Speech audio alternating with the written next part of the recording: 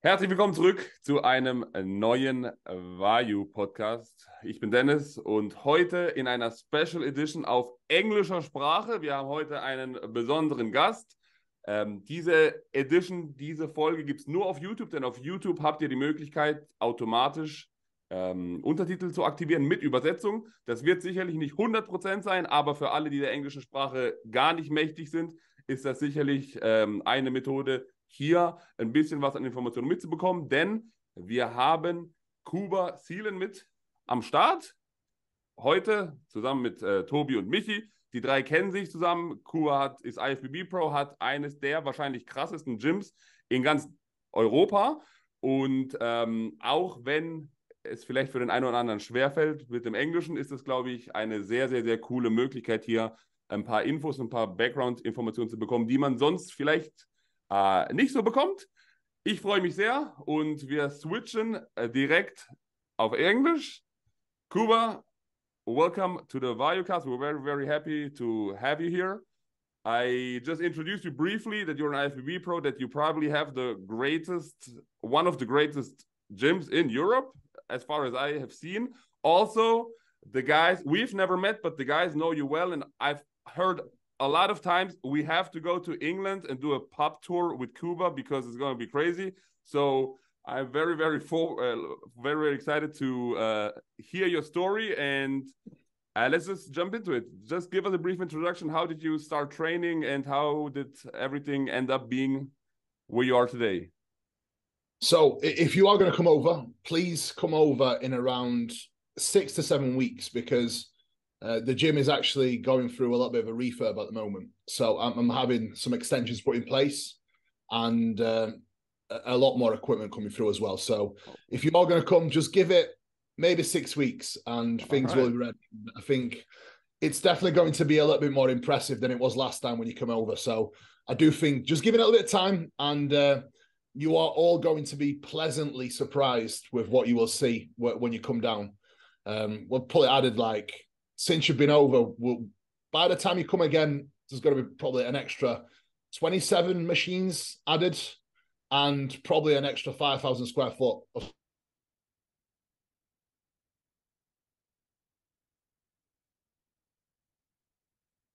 of space, and a lot more equipment. So, brief story about me. I started boxing at the age of 11, and obviously whilst I boxed, there was a lot of weight training after. So it would be pretty simple. You know, I was never interested in school, always interested in training. So every single day, you know, it was pretty much finish school, straight to the gym. We'd box between like 4 p.m. until 6:30, 7 o'clock. And then 7 till 8 would be weight training. Long story short, I stepped over into more so bodybuilding realm when I just turned 16, actually. And within the first 3 to 4 months, I must have gained like 3-4 stone, to the point where like I wasn't fitting my school uniform, etc. You know, it was a decent transformation. And then I did my first show at 16. So that was the journey where it all started. I started bodybuilding properly, took my body weight up, started doing a diet, and then my first show. And I actually competed just before I turned 17. That was the beginning of the journey. And ever since then, I was a competitive junior. Across the years, I competed across all the NABA shows as a junior. And then when I finished competing with NABA, that ended like when I was 21.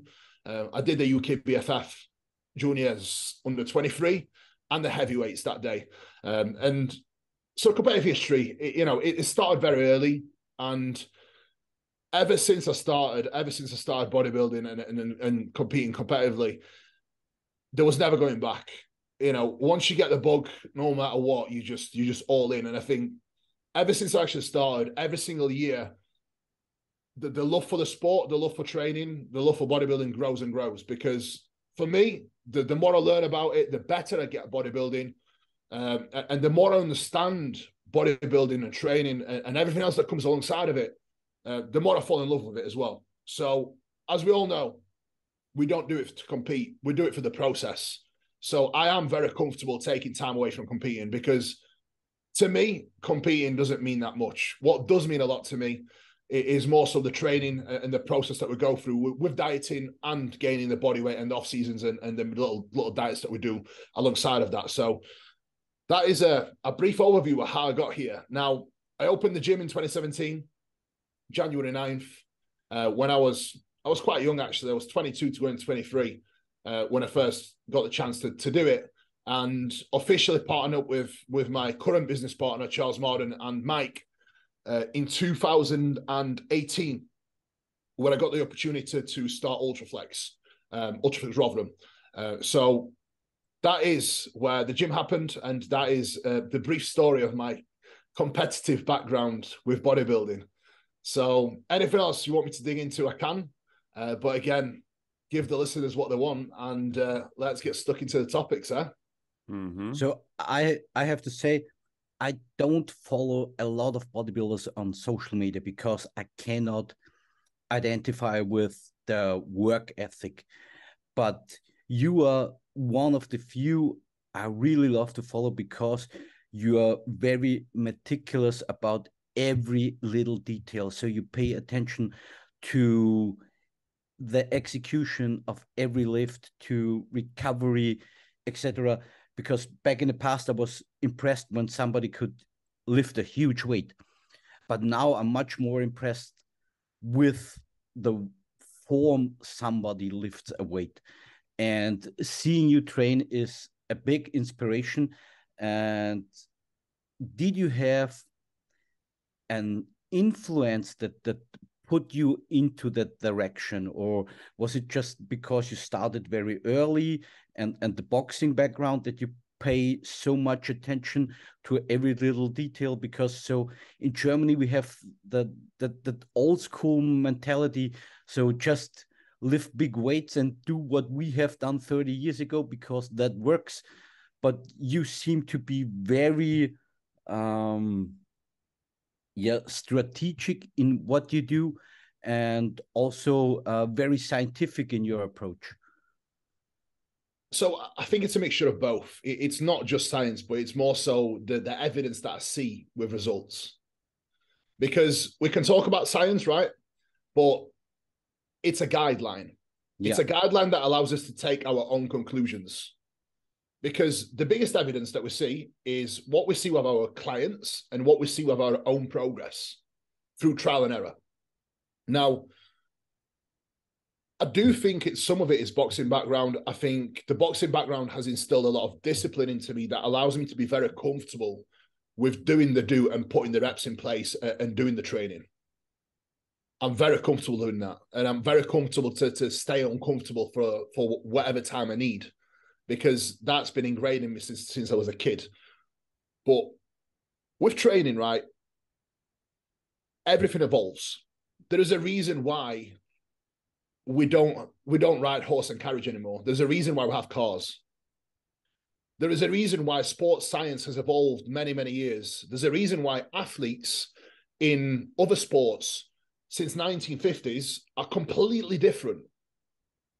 The same applies to bodybuilding. The same applies to what we are able to do and what we can actually get from our training. And one thing that I'll actually bring up now that is very applicable to what you said is Stefan actually once told me, it doesn't matter what you do, it's how you do it. And I think that is something that I will always remember, because when people ask me this question, it's like, would you not be better off just lifting weight from A to B? It's like, no, because if that was the case, I would be getting better results training like a maniac and just going in and training hard. Because let me tell you, training hard to me is not actually that hard, because anyone can go in the gym and completely bury themselves. Training hard to me is going into the sessions and bringing absolutely most intensity you possibly can without your form breaking down. That is what truly training hard means. Because anyone can go in and throw loads around. We've got guys in my gym that are powerlifters that literally are built like this, that can deadlift 350 kilo. Do they have a huge back? They absolutely have no back development. They've got no glutes. So if it was the case of just going in and training hard, everyone that takes a little bit of gear, eats a little bit of food would be huge, but that is not the case. Unless you are genetic elite and you are an extreme hyper responder, unfortunately, you are going to have to think about what you do. The biggest problem is these days now is we still have these camps of people that say, well, Ronnie didn't do this, Jay Cutler didn't do this, but you're talking about these people like they didn't train hard. When you look at Jay Cutler, he did 4 sets with 4 plates aside on an incline bench, like it's nothing. When you talk about Ronnie actually trained push-pull legs 6 days per week. Yeah. Training extremely fucking hard and heavy. So you cannot compare yourself to these people because you are not them and you are not making progress like them. If you are not making progress like them, then maybe you should reconsider why you are not making that progress. And again, we all may have our own limitations and we all can progress at different rates. But that does not stop us exploring different options and keeping our minds open to ideas that may improve us as an athlete. And I think the second you think you know it all, that is the moment when you know nothing. That's a phrase that I absolutely love. And that is a phrase that I'll always live by because you can always learn tremendous amounts from everything that you do and every person you can come across as well. And when it comes to training, when it comes to bodybuilding in general, you have to keep an open mind because there is always a way that you can find to make more progress and improve your own process. And absolutely not a single person watching this right now, absolutely nobody bodybuilds to look the same. We all do it to be better. We all do this to step forward and make progress. If you are not making progress at a satisfactory rate, all you have to do is analyze what you do and how you do it, both inside and outside of the gym. And I can promise you there's always going to be gaps, whether it's your training, whether it's your nutrition or recovery, you can always do better. That is a fact. So to me, it comes very natural to be able to do this because effort is all I know, right? And when you commit to any sport at a high level, you need to pay attention to these variables. It's normal to pay attention to these variables. The only difference is with many bodybuilders that have never competed at a high level, have never committed to any sport at a high level, they don't understand that to be elite or to be good or even strive for that extra bit of progress at anything that you do, it does require that level of focus and it does require for you to pay attention to detail across the board. Your sleep, your nutrition, your stress management, it all comes into play. Because ultimately, the better you can perform in the gym, the more results you get. More frequently you can train, the more results you can get. Makes sense to me. Mm-hmm. Yeah. How did you get to this point to develop your training philosophy? Because I think a lot of people, they start training and they are just bombarded by different people claiming different things. Then you have these hyper responders that just do something and it works. And so, you know, they might present it as, oh, it's so easy, just go to the gym and train. And for them, it works. So somebody's like, is confused because then they repeat what they see and it doesn't work. How did you, I think it requires a lot of skill to be able to determine how can I evaluate information, what is useful and what is not useful. And it takes time and experience to be able to do that. So I think a lot of years of trial and error with myself and my clients, to be honest, and having great mentors around me and having great people that have supported me with my knowledge. I think that has to be the first one. Obviously, I've worked on and off with Jordan for many, many years. I've worked with Stefan. I've worked with some great coaches around the world. Coach Kasim, he's one of the guys that if I do something where my execution is not on par, he will be in my inbox and he will tell me. And I really appreciate that because he's a very smart man. When it comes to biomechanics, there's nobody in this world that knows more than him. And if I have people like this that are willing to help me, it's always going to elevate me. Now, secondly, I pay attention to a lot of content that people that I respect in the industry put out. I'm able to actually read the content and actually take it in and apply it myself, my clients, and see what works and what doesn't. So it has to come with a degree of experience. It has to come with a degree of repetitions and actually trial and error that actually you can put in place and see, actually, this makes sense. And the way I work it is with the overload of information, right? I simply watch the content and I take in what I know and what I see that makes sense for me. What I do not trust is a lot of coaches and guys that talk about it but have never done it themselves. Because there's a difference talking about getting big, there's a difference talking about training and actually doing it. There is a big, big divide. So for me, it has always been a case of trying different things and then coming to a conclusion of, actually, I'm seeing better results doing this, and I'm seeing better results doing this way rather than the other. And fortunately myself as well, I can do that myself. I am my own study as well as my clients. So between myself, my clients, and my peers that I can speak to around about training, like the likes of Jordan, we pretty much speak about training every single day. It gives us opportunity to share evidence and share knowledge and bounce ideas of one another that allow us to come to better conclusions and allow us to work out for ourselves what works better. I think that's very important to our listeners and viewers, because what I see is a lot of people are afraid to apply new training methods and explore something that's out of their box.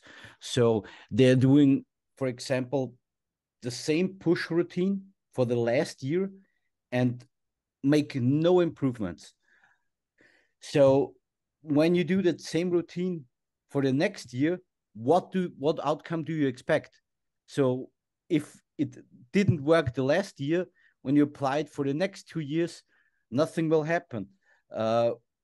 Stupid is doing the same things over and over again and expect a different outcome. That just simply won't happen.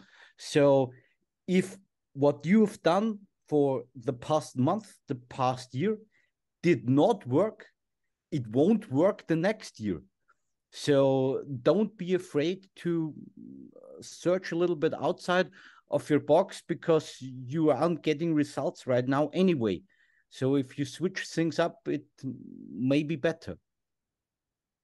I totally agree. And it's a case of, right, if you're taking pictures on a weekly basis, if you are tracking your lifts, you are not seeing a visual improvement and you are not seeing your lifts improve, that is a clear sign that something is off. And this could be your programming. This could be that you're under-recovered. This could be too much volume. This could be that you're underfed. This could be that your body's just tired. It could be a number of all these things, but how can you determine which variable it is if you pay no attention to any of them? Yep. If you pay attention to all these simple variables that any athlete does in any other sport, it is extremely easy for you to pinpoint as to what is the roadblock in your progression. And it's extremely easy for you to pinpoint as to what you actually need to do to break past that plateau as well. Yeah, I think the first step is you have to know what you're doing. And that's the problem for most athletes. They do anything, but don't know what they are doing. So they go to bed without counting hours or something like that, don't counting calories, or you have to know it.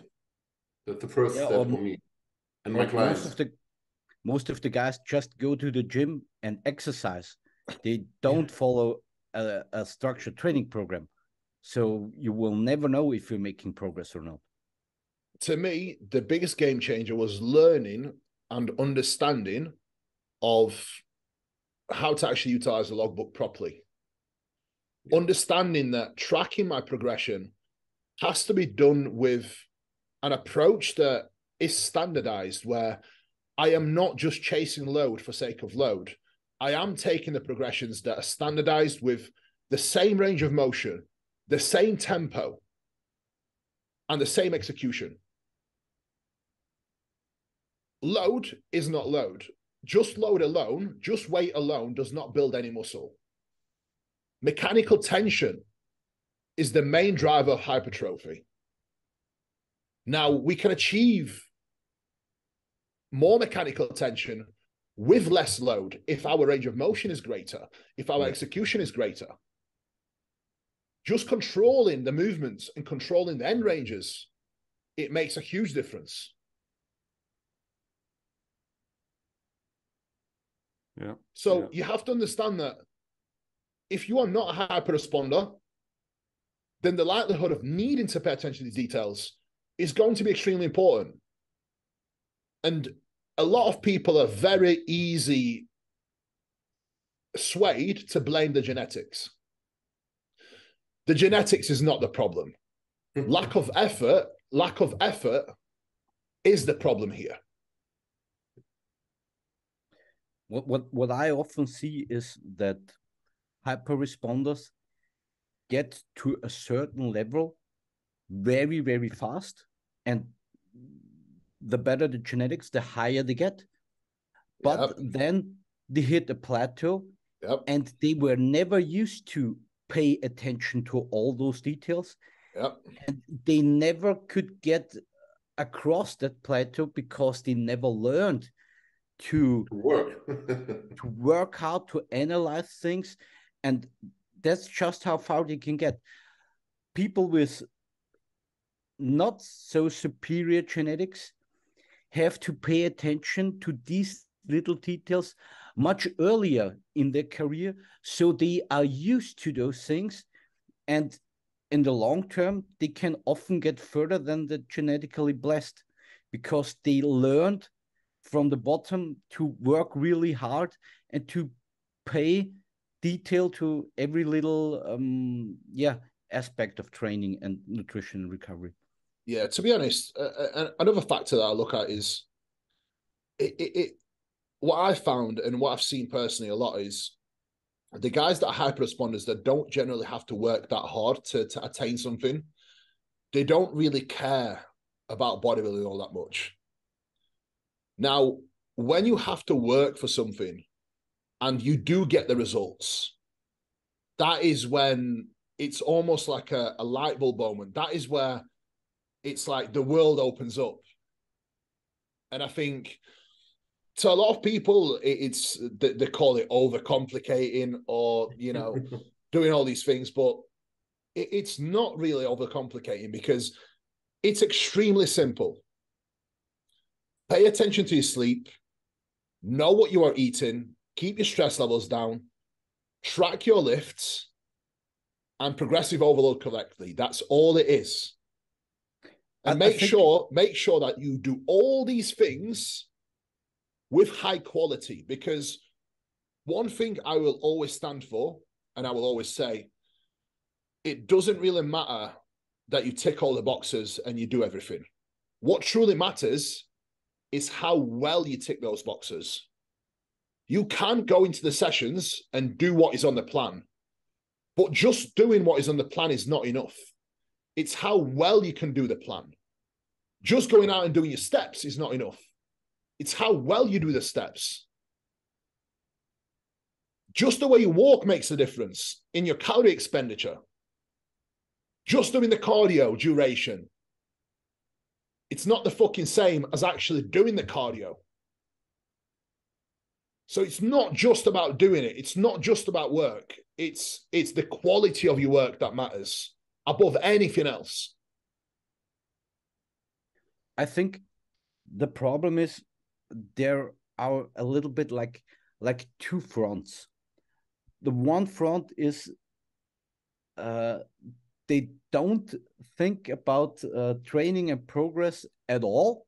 They pay attention to nothing. And you have the other side of the coin where people, I think, tend to overcomplicate things because they get so many influence from outside. They are jumping from program to program every 3-4 weeks. Then they do a 3-week bulk, a 3-week cut, and they cannot dedicate to a long-term goal and dedicate themselves for longer to a certain program or period. And I think both sides are tricky and not the right way. You need to find that middle spot. So what I tell my clients is, as long as it's working, what you're doing and you're making progress, stick to it. Yeah. Ride the horse of progress until it doesn't want to ride anymore, and then you have to settle on another horse. Yeah, absolutely agree. You have to have the middle ground. And I think the most valuable thing you can have is, whether it's a coach, whether it's someone that you can rely on, it's a friend, it could be anyone. It doesn't have to be a coach. We're not going to sit here and put coaching, right? But you need to have someone in your corner that can put your mind at ease. For me personally, I will always have a coach in one way or another. I've tried to do the thing where you coach yourself and it works. I can do it. But it's never going to be of the same quality as it is when you have another person that allows you to make the right decision and almost validates that decision. Because one thing I have found is, when you coach others, it's extremely easy for you to make that decision and not overthink it. You make that decision, it's clear as day. That is and you are certain 1,000% that is the right decision. When it comes to your own decision making, because you analyze things, you tend to overanalyze.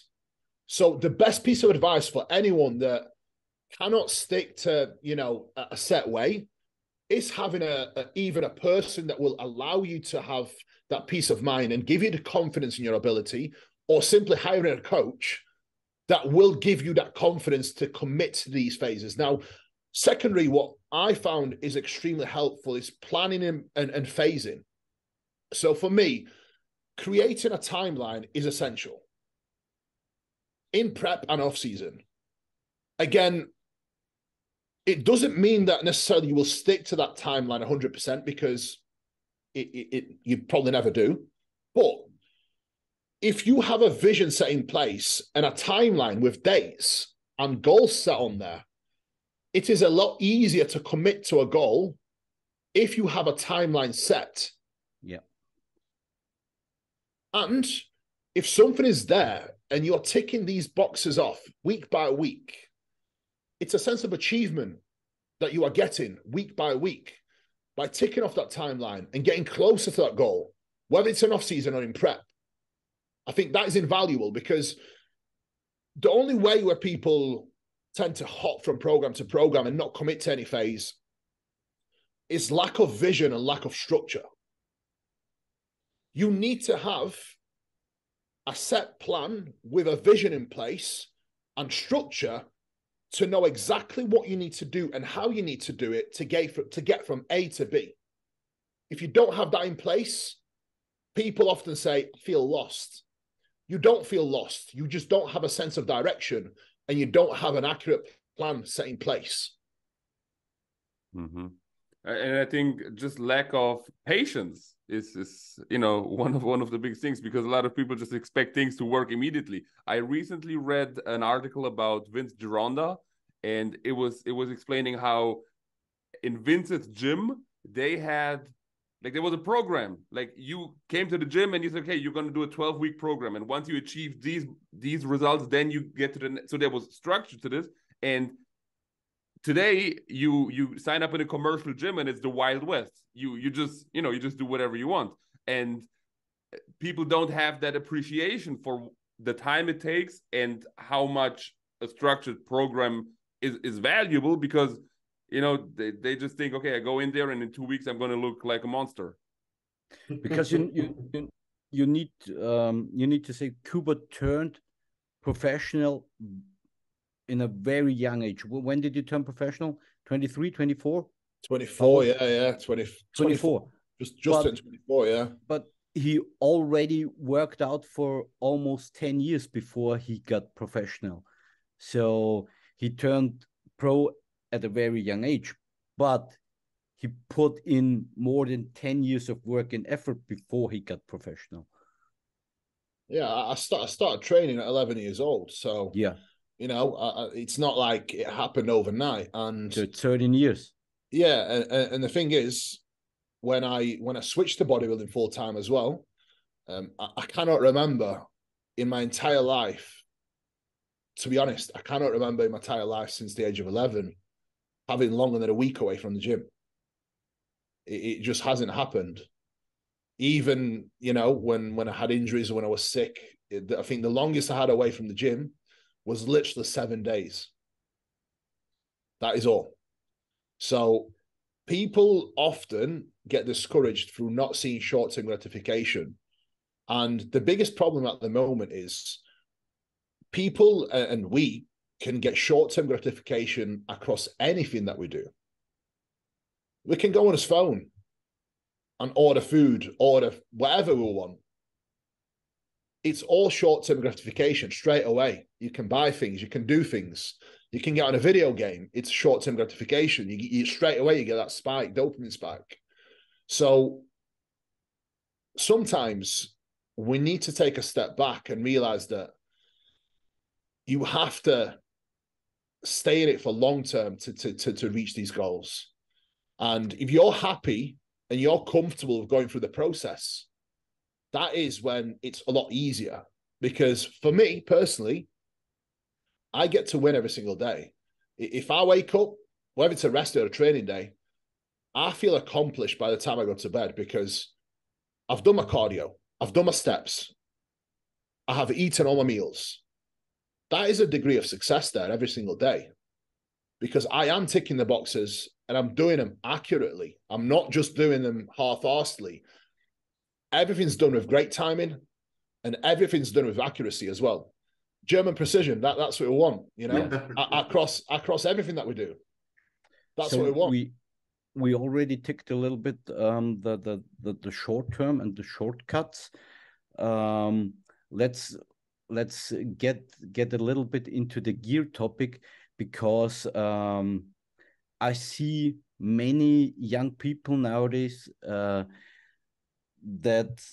have the opinion that taking gear will get them to their goals faster, especially taking a lot of gear at the beginning. Like, let's start with 3 compounds because that will get me faster to the result that I want. But what I tell the people is when you do that, you will limit extremely your long-term outcome. So maybe you will make progress faster for half year, 1 year, 2 years, but you will limit your maximum potential. So you will never get that far than when you don't rush things and take one step after another. What is your opinion about the topic? See, the biggest problem is drugs work. Yeah. Unfortunately, they work. So you take enough drugs, you will mask poor nutrition, poor training, because you will grow to a degree. You will. That's unfortunate. But the way you have to look at it is this. For me, drugs should supplement and aid what you already do. Drugs should not dictate what you do. Drugs should only be there as support. And I will hold my hand up and say, I am the living proof of that, because this last push-up and probably the last 2 years, I have used probably the least I have in previous years by a lot. And I have made more progress. So this should be a massive message to anyone listening, especially the younger guys. You need to prioritize the things that matter first, which is your nutrition, your training, your effort across your day-to-day execution. Then once you add the drugs, once these factors are nailed, that is when you will get not only a lot more progress out of least, but when the time comes where you will, unfortunately, if your goal is to be a competitive open pro bodybuilder, and I'm not going to lie here, and I'm not that guy. If you want to be competitive open pro bodybuilder, the likelihood of your cycle being a little bit higher is going to be needed. However, if you haven't learned to tick these boxes first and be accurate with your training and nutrition and recovery and all the variables that matter, you will not get the response that you are looking for. You are only going to limit your progress. So what you are better off doing is trying to use the least that you possibly can to get the most out of that. And then progressively, as we progress to food, then you may explore the options of needing more when you need more. And again, when do you need more?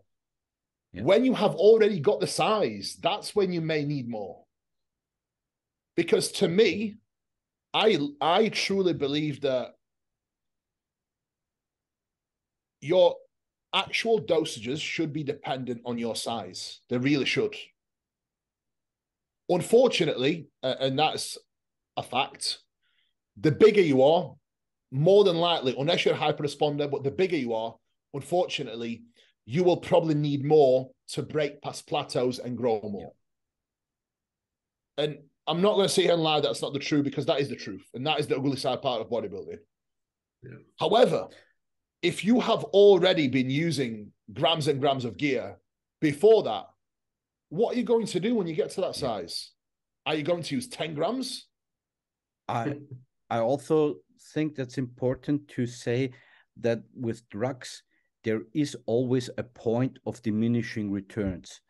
So that may be different for everybody. Somebody can get away with more, somebody can get away with less. But for everyone, there is a point of diminishing returns.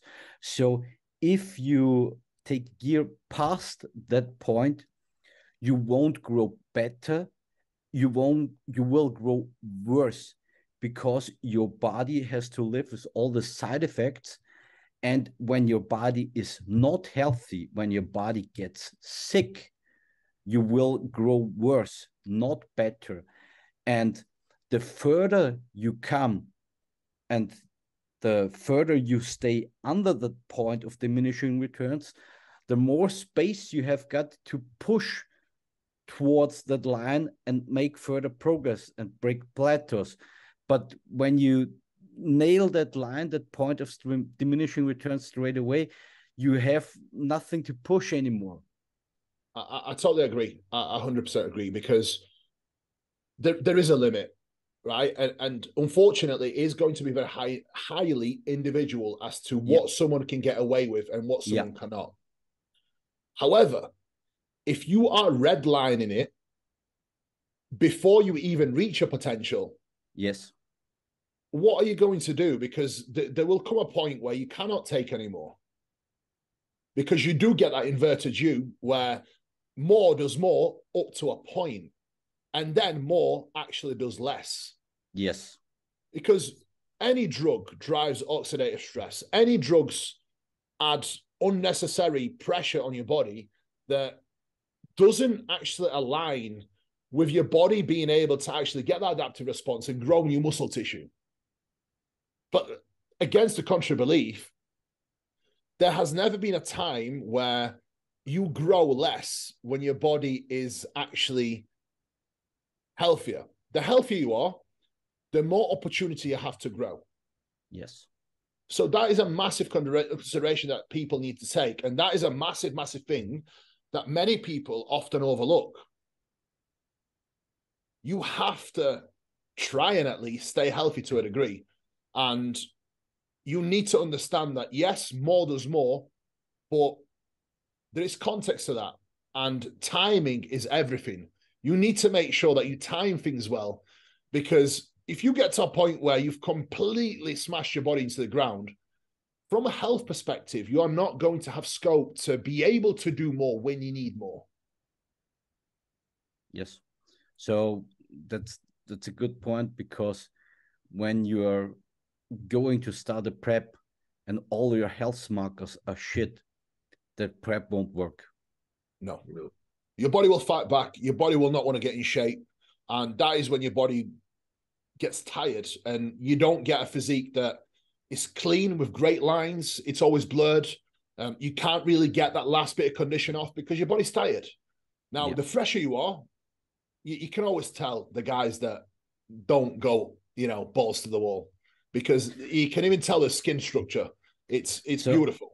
So I think bodybuilding is in every aspect. If it's the training, the nutrition, the gear, it's always finding the perfect line between push and pull.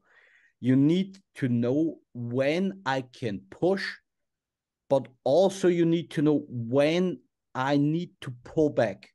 Yeah. Because you can't always red line all the time. No. If you try to red line all the time, you just make less progress. Yes. It's and the problem is as well, mentally, it's going to take a hit, because the way you look and the way you perform on a blast is completely different to the way you will look and the way you will perform in a health phase. And then again, the way you look after the health phase, when you do a diet and you reintroduce PEDs back in place, you still don't look that great. It takes a long time to get back to that. This is why people are so afraid of coming off. And this is why people are so afraid to scale the drug use back, because you will lose a lot of fullness. You're not going to be able to recover as well and perform as well. And the look is different, because the way you look taking a total of 1,500 milligrams to 2 grams versus the way you look taking 300 milligrams is completely different, let me tell you. And the way you feel is completely different. So one thing you have to understand when you dabble and you do utilize drugs, which a lot of bodybuilders do, you have to be extremely comfortable to go through these phases, and mentally you need to be able to actually stay locked in when you don't look your best, because it's going to be a massive roller coaster. I can promise you. And I can promise you another thing. The guys that don't go through these phases where they don't look huge and fucking peeled and round and extremely full all the time, these are the guys that are probably never coming off or never having health phases. You do not want to be that guy, because over time, you will get to a point where progression just never exists. You look the same. Yeah. Now, I would rather spend some time looking worse and feeling worse, but off the back of that period, prime my body to grow and push past a plateau and push past another level. And I think for that, it's very important to commit to a higher goal than just look good right now. Yep. I need to commit to the goal. I want to look better the next time I step on stage. And I want to dig into that topic a little bit, because the last time you competed, I think, was the Arnold's UK last year. Is that right? Yes. Yes. And you're taking the whole year off, and you will compete next year again in spring. Is it right? Yeah. So how do you handle that long period of time? Down. Because I'll break it down. So how do I handle it? It's very, very simple. So straight after the show, health phase. After the health phase, straight into a push-up phase. So excuse me, how long would that health phase in your situation? What duration does that health phase have, or do you look at your blood markers when you can push again? So the blood markers were actually really good, because I only did 15 weeks on cycle for this prep. Okay. So I did a health phase before, and I actually wasn't going to compete, but I ended up competing anyway. Okay. So I did a health phase where it was 5 weeks completely off, but it was just a true TRT, where I actually did 200 mgs of test. And it wasn't great. It wasn't great look. I'm not going to lie. It was terrible, but we still managed to make decent progress. Off the back of that, it was a 15-week escalation of cycle into the prep. Prep finished, 5-week health phase. That's all I needed. Realistically, I could have pushed on because my blood work was still good. But that is not the point. When you take drugs over time, you will get stress. You will get a degree of oxidative stress and inflammation. It all builds up. So the smartest option would be to take a break and prime my body and get it ready to grow. So 5 weeks running again a TRT where I just ran testosterone throughout that phase. Off the back of that, went straight into a push-up that pretty much took me, it was a 24-week push-up. 24, I think we did 23 weeks maybe. 23, 24 weeks of pushing up. And then it was a 6-week health phase that I've just completed now. And then now I'm 3 weeks back into the groove of with re-escalation back in place. And in fifth or sixth week into my diet now as well. So the way I break it down in phases, show's finished here. Health phase, push-up phase, another health phase. Off the back of that health phase, a diet phase, re-escalation, another push-up. So I still have another 6 weeks left of dieting. And then off the back of that, I will do another 20-week push-up. And then another health phase before the prep, which will take me till end of January. And then January will prep time. Okay. The diet phase you're doing now is still TRT or? Yeah. It was, so first 2 weeks, true TRT. Okay. After that, literally just above TRT. Okay. So TRT is very interesting. TRT plus. My testosterone stays within true TRT range throughout the whole phase. But then I sprinkle just a little bit of DHT on top to kind of hold it. And to be honest, the way you look is not going to be the best because the drugs are extremely low. Yeah, that's the reason why I asked, because you have a lot of muscle tissue and you need a certain amount of gear to hold it. And I think normal TRT in range is a little bit too less. In diet. I wouldn't diet in a TRT phase. Yeah. Okay. So I did start my diet after 3 weeks of being in TRT phase, just only because I got to a point where I just needed to diet. It just wasn't that productive. Okay. But even if I lost a little bit of tissue, it really doesn't matter because that will come straight back. Yeah. But mentally, to go through that where you look like a bag of dicks, that is a different story. But this is where you need to look past the visuals because you're going to look deflated. You're not going to look the same. You're not going to look as big. You're going to look soft. But it's all for a purpose because I know I'm going to be pretty lean in 7 weeks. I'm already quite full. When I start my push-up fresh, with low drugs, lower body fat, that creates a perfect environment to push past a new plateau and push past a new boundary. Does that make sense? Yeah. Yes. Now, I definitely agree that true TRT is not going to hold muscle for myself or any of you guys, but I still do it because I do feel like it's worth it just with the way you feel off the back of it.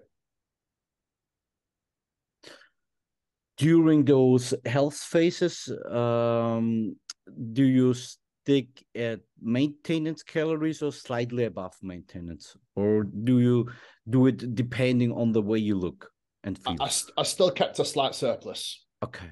Only a very slight surplus. So it will have been probably some weeks maintenance, some weeks surplus, because it does fluctuate. What happens is when you go into the health phase, as you drop the drugs out, your metabolic rate will increase. So I didn't actually change my food at all. Food stayed the same. But as your metabolic rate comes down with the PEDs leaving your system, that in itself will put you in a slight surplus. But that is okay because that surplus will keep you going with performance. So it's not that much of an issue. And if you do gain a little bit body fat, so what? you know, it comes down pretty quick on the other side. Now, one thing that I wouldn't be an advocate of is dieting in that phase. I would like to diet throughout the back end of that phase, but not initially. I think when you first drop down into health phase, at least 2 to 3 weeks, I would just hold and then potentially start a diet phase. And then obviously you're still dieting with the TRT plus, and then you start the re-escalation back on there. What you're saying is very interesting, and it's very true, especially if you have ambitions to improve, that you have to go through these phases where you don't look good.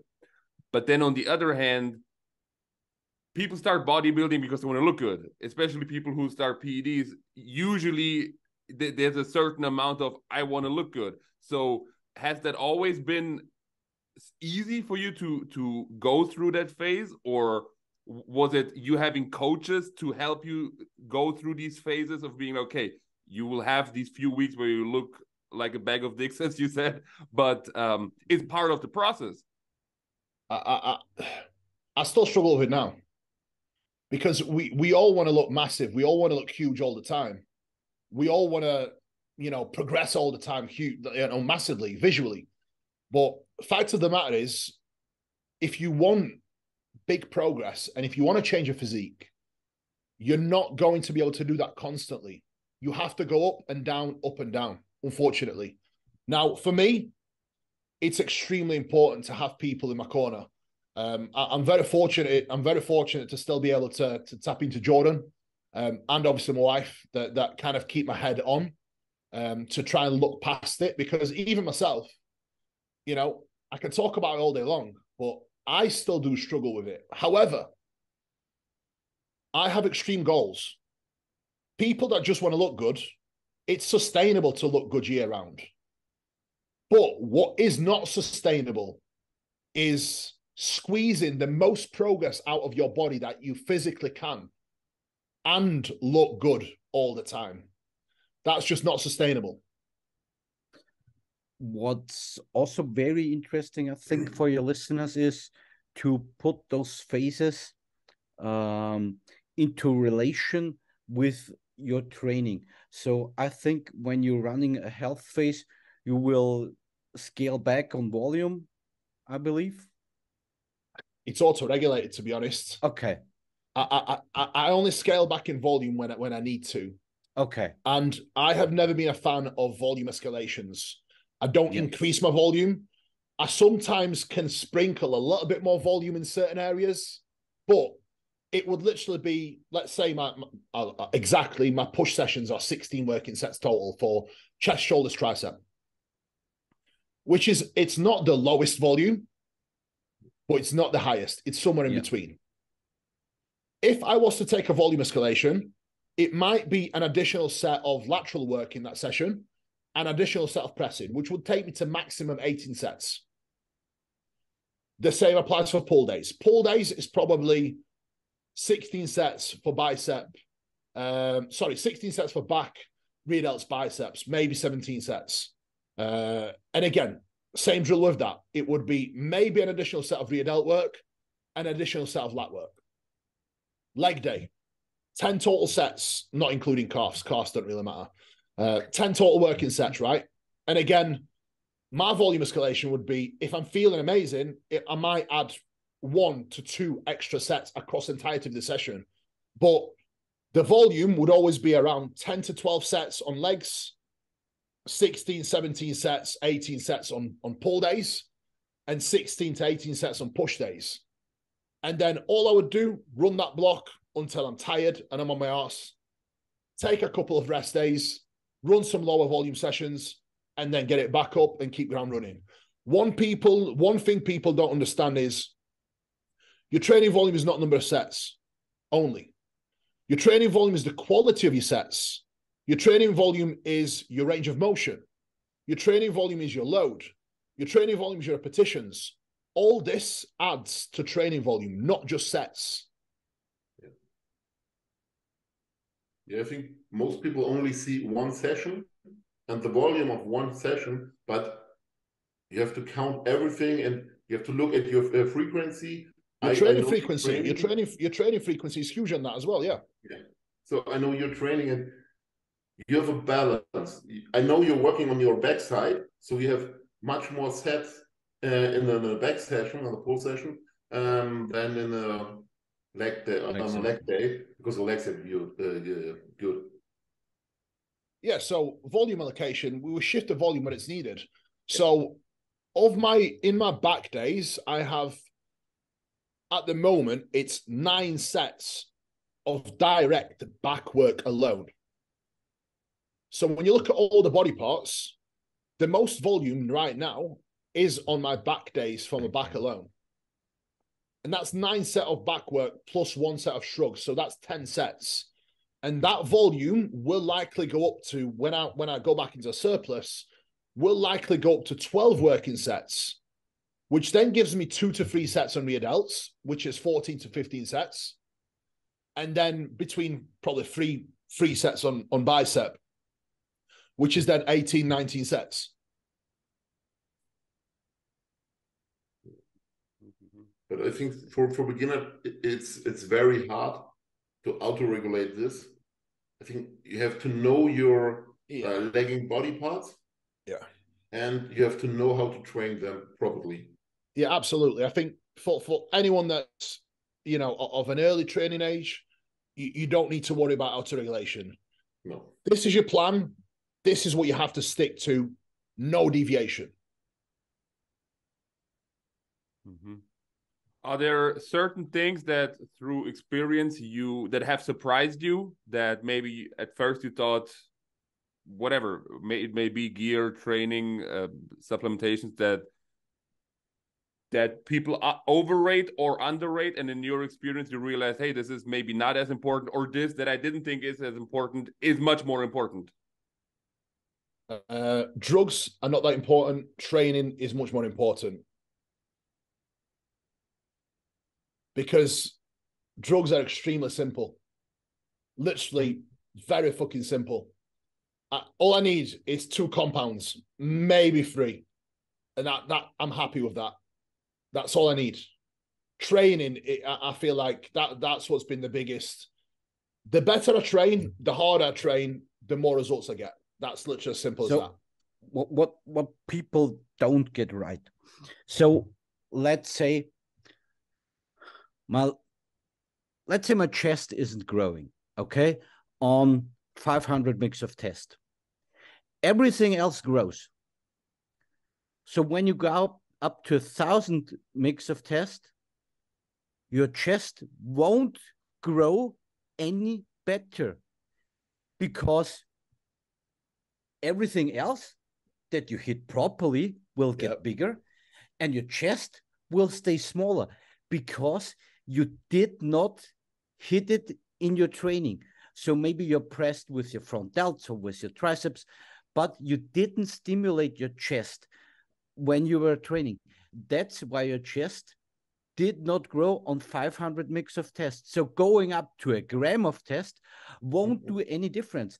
It will just make you overall a worse bodybuilder, because your weak points stay even weaker. So more gear won't make your weak points better. Your weak points will only get better if you nail it in your workouts.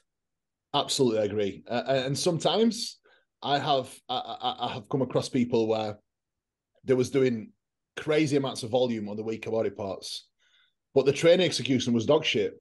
Yeah. So at times I scaled back the training volume, increased the quality of the reps, and all of a sudden the weaker body parts are no longer weaker body parts. So a massive point that people need to understand.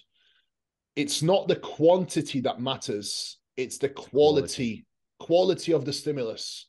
That is the most important variable when it comes to training. And training is still and always will be the most underrated. Most overrated, definitely the drugs, and somewhere in between. I think nutrition has to be on point as well, and recovery. I think these are little factors that I definitely think I have undervalued in past, especially sleep and a good routine. I feel like that is the factors that truly do make a massive difference. One more interesting question. You told us that you are using now much less gear than you had been using in the past. Yeah. Do you believe you would have grown so big, so fast, with not pushing the gear in the past so hard? I think I would have made more progress using less if I knew what I know about training right now. I think I would have made a lot more progress. But one thing I need to highlight as well, and I'll be very honest, for me to get to the size that I need, I'm probably going to need to explore more, unfortunately. But it's still not going to be anything that's crazy or crazy high. Yeah. However, I do think someone that, if you want to get to 300 pounds, nobody, unless you're a genetic fucking freak, nobody gets to 300 pounds using 500 mgs of test. So there's risk versus reward ratio that I need to take. And one thing you have to understand is the gear is not going to do shit unless you are absolutely on point with your training and nutrition. The only way you will maximize the gear side is if you are on track and on point with that. So would I have gotten big? I think I would have made more progress with a lot less, yes. But there will come a time where the envelope needs to be opened, unfortunately. Yeah. But you have to come to this point where you are so big that you need more drugs. So yeah. But the thing is though, you have to get to that point. Whereas right now, people do it backward. They're small and they want all the drugs. But it's like, if you are small and you want all the drugs, it's not doing shit for you. And then what are you going to do when you get big? How are you going to get bigger? Yeah. But for me, I will say, I know what they are thinking. When I was young and start bodybuilding, I think, okay, I have to take many drugs to get big as them. And then you're learning the stuff and saying, okay, I have to start low and working up. So Roman said something in the podcast, and he got asked what was the big changes in the last year in case of his progression in size, and he said, yeah, it was the amount of gear, because everything else was on point. You know, everything is on point every day. Where's the podcast? I want to see that. I don't know where it is. You know it, Michael? From Roman? I don't know. Was it the podcast from Roman where he said the only change. It was the Gannikus podcast. Gannikus podcast, yes. Is it English or German? No, it's German. Oh, bloody hell. German. Yeah, I love Roman. I love Roman. Because Roman said everything was on point. So, you know, Roman is German precision, and food is on point, training is on point. So there is no only the gear. You can escalate. And when you're always a little bit shy of it, you will limit yourself when you have the amount of size. Listen, I agree to an extent. Like, Roman's at a place now where he really needs more size. So and again, Roman, German precision, right? He's on fucking point with everything. So he has earned that right to be able to explore that option. Yeah. And that is when he will actually get the rewards from that. I think the same. But for the young age, it's hard to realize that. I was the same. I've done some stupid, dumb shit, but we all think so. But listen, you've got to do it to learn from it. So you have to fail. 100%. I agree. But what I see right now, and I've trained with a lot of professionals, and know some pretty good, and the most of professionals I know are taken less than some social media heroes or guys in the gym that don't even look like they take something. So yeah, it's all relative. I agree. I agree, unfortunately. But look, I think this is the world that we live in, unfortunately. And it is just something that we have to, unfortunately, look past. And it's our job and our duty, I think, to try and educate people and speak about these objects. Well, subjects, speak about subjects quite openly, and try and put the people on the right path. Because realistically, guys, we're never going to stop people doing this shit. But if we can contribute something positive that potentially may help someone, then, you know, I think it's worthwhile doing. Yes. Mm-hmm. So you're stepping back on stage next year. Yeah. What are your expectations, and what are your expectations, and what are your goals in changes in your physique, and what are you looking for when you step on stage the next time? Honestly, the only expectation I have is I'm going to step on stage at least 12 pounds heavier, at least. Okay. That's the only expectation I have, and anything else, it's out of my control, right? It doesn't matter, because I bodybuild for myself. I don't bodybuild for anything else. I don't bodybuild for prize money. I don't bodybuild for trophies. Competing is just a little thing that happens at the end of the journey. This is why I'm so comfortable taking time away from the stage, because I don't need to compete to bodybuild. I bodybuild because I love the process. So I am comfortable taking 2 years away from the stage if I need to. Because I believe a lot of people are losing their focus during an off-season period. They can really commit and dedicate themselves during a prep phase because they have a goal that they see in front of their eyes.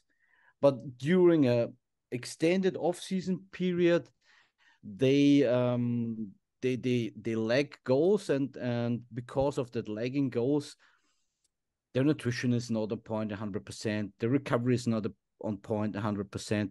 And also maybe the drive in training is not the same as when they are in prep.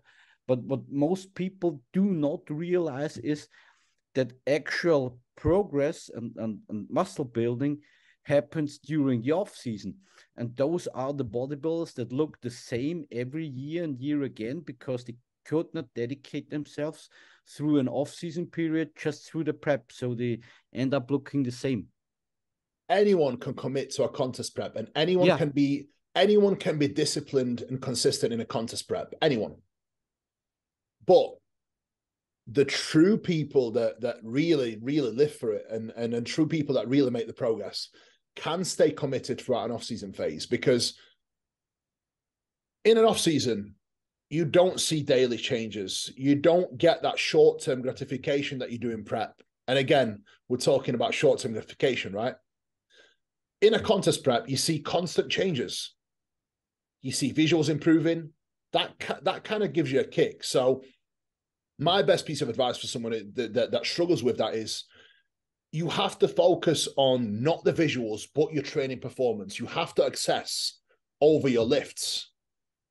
You need to find the love in your training, because that is what will carry you through that time away from actual dieting and competing. It's so important. And you have to work through the phases and create the timelines where you set these goals, because if you're setting these little milestones and goals, even in off season, you will stay a lot more driven, because you're constantly chasing a goal. If you don't have a goal set in mind, it's going to be a lot harder for you to achieve anything, because you're in no man's land. Yeah, very true.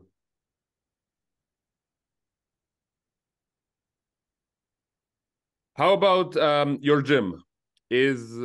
how did the idea come to be, and how did you design it? Because here, I don't know how in your area, it's around Manchester, how the situation is, but here in Germany, we have a lot of commercial gyms that all have, they buy just the whole line of live fitness or whatever, and then they just have the whole gym equipped with one brand that has some decent machines, some trash machines, whereas in your gym, it really looks like there is passion and love in the selection of every single piece of equipment.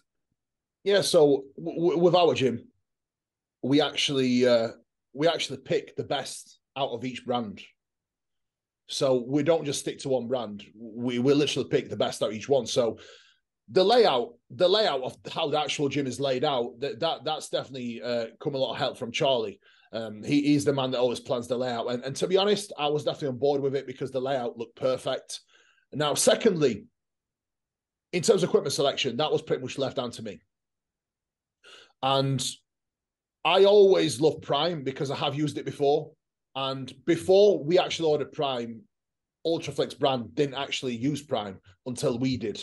And we was the first gym in UK that pretty much got the full range. And when the next lot of pieces come, we'll pretty much have the full range of Prime. But to me, it's all about getting not just all different brands just to get a cheap deal.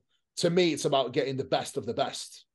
So it will mainly be, Prime, Atlantis. I've actually managed to get a lot of Cybex pieces now. I've got some Nautilus copies as well. Very hard to get originals, unfortunately. And very, very happy to announce that I will be bringing out an equipment line from Nitron, as I've actually partnered up with our Nitron now. So we will elevate and bring the brand up to speed. So you will get some amazing equipment. Trust me, it's going to come. So how did it come? How did layout come, mate? I always wanted to own a gym. And for me, again, it's my passion. Training is my passion.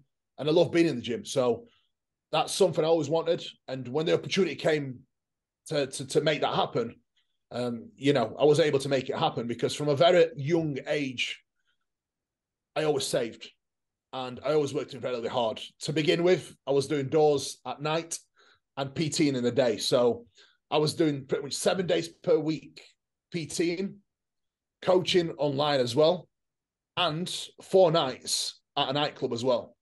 So, from the age of 18 up until 21, it's pretty much like I had 3 jobs. And I was in a position to go into a partnership to open a gym.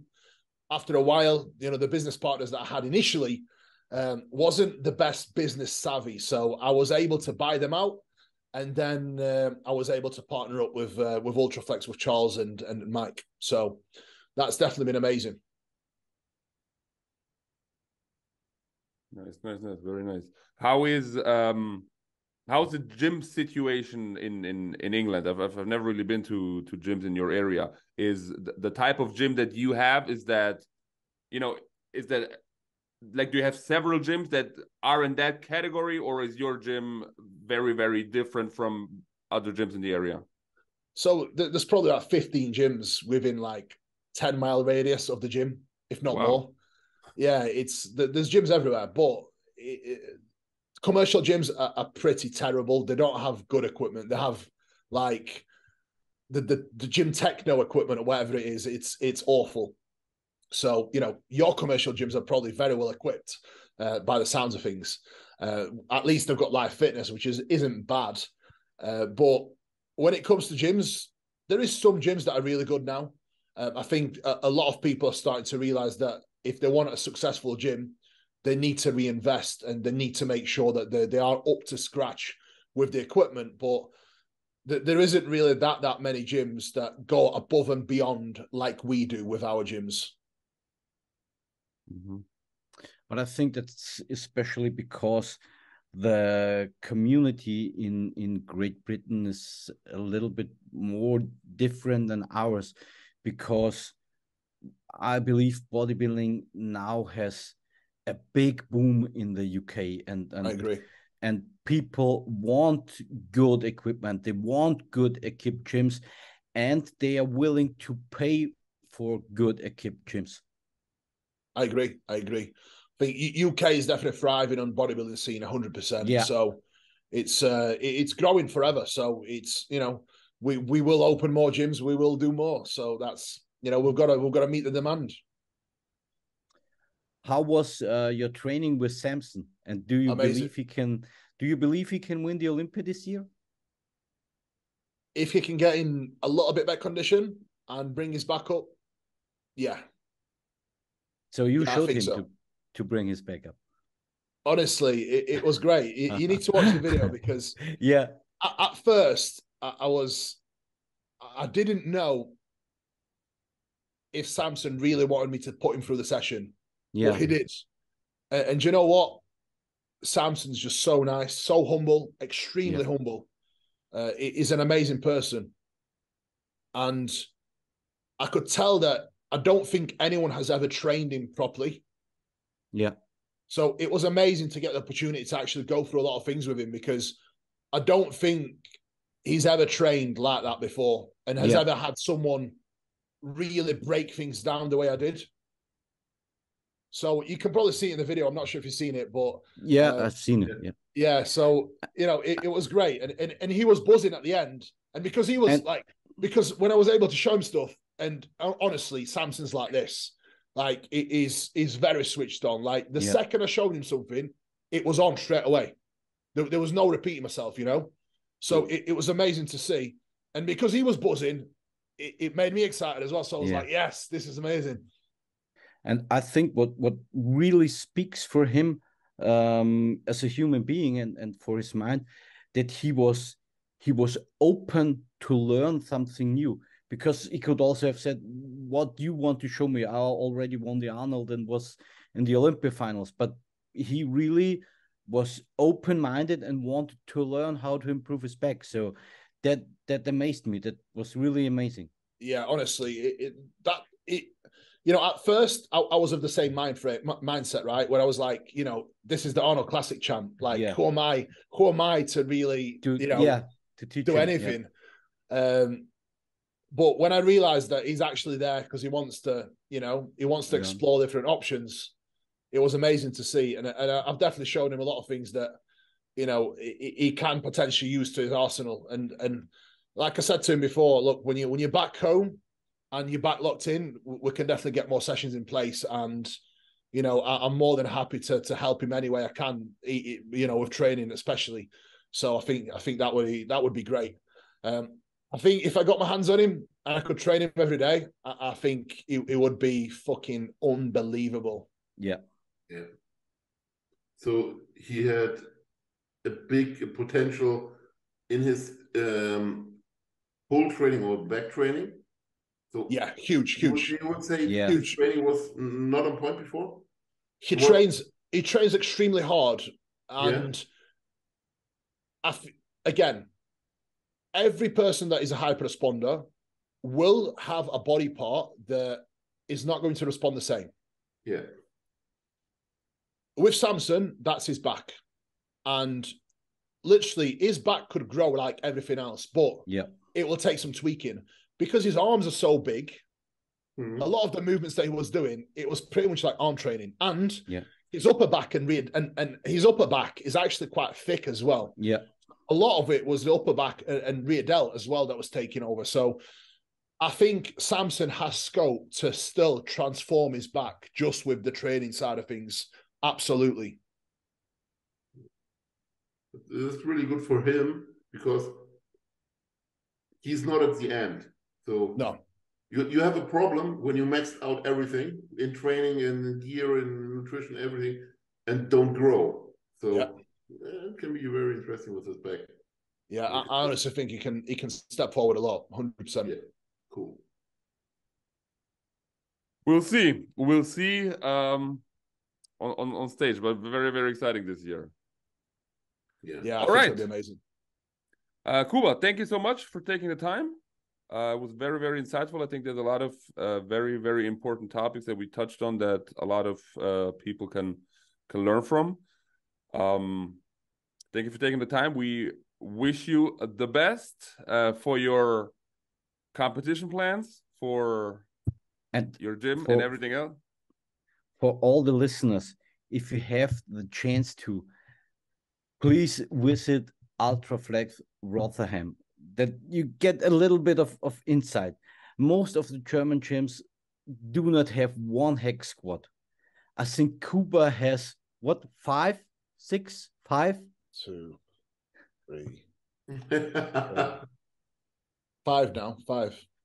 Kuba has 5 different hack squats. So just to put it a little bit into perspective, how amazing Kuba's gym is. So if you have the chance to, take it. Thank you. Appreciate it, guys. I think around here where I am, there's in a 20 kilometers radius, maybe one gym with one hack squat. Depressing. Wow. You have to relocate. So if somebody wants to come visit you, you have to fly into Manchester Airport. Is the best way to get to Rotherham? Probably Leeds. Leeds is closest. Leeds.